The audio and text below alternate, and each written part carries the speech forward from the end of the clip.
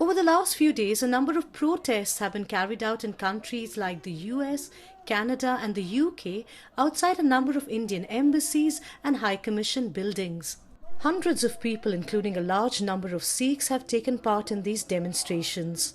The protesters say these protests are in response to the actions of the Punjab police and security forces, where a massive manhunt has been launched to arrest Amritpal Singh. And so far, 2 such protests have taken place in the UK.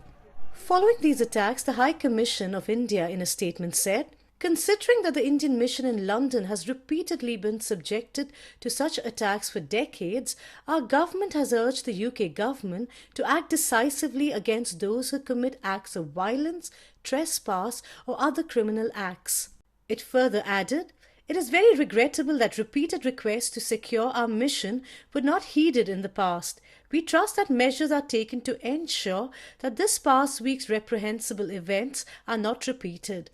Indian origin Labour MPs too have condemned the attack on the Indian High Commission and have also raised their concerns about the situation in Punjab. The hooliganism that took place outside the Indian High Commission on Sunday. We spoke to ruling party MP Bob Blackman, who had raised the issue of the protests in the Parliament, and we asked him his reaction to these attacks. Obviously, the government is concerned about what's going on. I think assurances have been given both to the High Commissioner, the Indian High Commissioner here in the UK, and also to the Indian government about what is going on, and that action is being taken. And let me be very clear, as far as I'm concerned, 99.99% of the Sikh population of the UK are law-abiding citizens, and we owe a huge debt to them. I mean, they are people that have helped build our economy. Their ancestors fought in both the Great War and the Second World War, and they've been part and parcel of defending this country and promoting it. We went to Southall, where a large number of people from the Sikh and Punjabi communities live, to gauge their views on the story of Amritpal Singh. Well, we were astonished and couldn't quite understand what was going on with India Police and this arrest of Amritpal.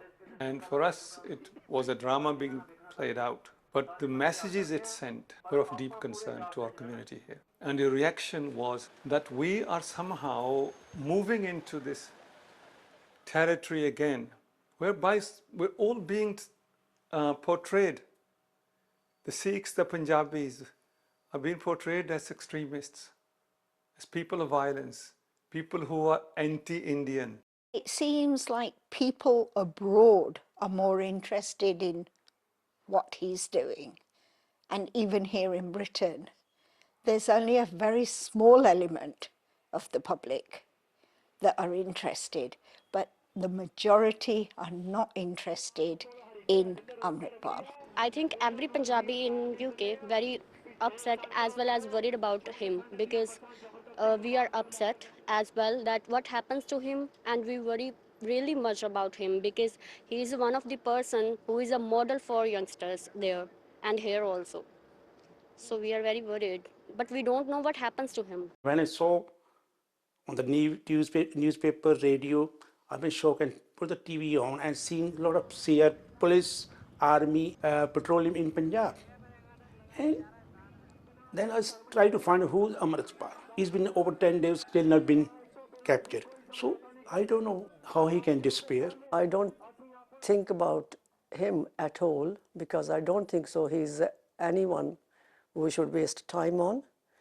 He come from nowhere and become a leader, and he just attracts the mob. But what do they make of the protests in the UK in support of Amritpal Singh and Khalistan? I have 50 years experience of going out on protests, standing outside India House, from the days of the emergency to now. We have stood peacefully, recognizing that institution belongs to us, India House. We have never damaged a single pane of glass. We never put graffiti outside it, never torn down our flag. We have a right to protest in this country and in India, and we have a duty to uphold that. We can't simply say, oh, well, no, that because nobody's listening and we don't have the majority in our state, so we want a separate state. We've got a separate state called Punjab. Now, actually, we want a separate religious state. The protests in London actually make me feel angry that it's our Sikh community that are going and destroying public buildings. That building doesn't belong just to one political party. It's a government building. Today we have one political party in power. Tomorrow it could be somebody else. So why destroy a building? I'm deadly against the protest. It shouldn't happen. There's other ways of saying whatever you want to say, but this is not the way. To smashing the windows is not the answer to anything. Taking the flag down and putting their flag up, I would say no flag is bigger than the country's flag. The Khalsa flag, we respect that, but if it's in the right place, if it's in the Gurdwara, I love that and I respect that. But if it's like you're just taking it over there and they're taking it down with disrespect, then it's just an insult to the religion as well. Gaggan, Sabherwal, BBC News.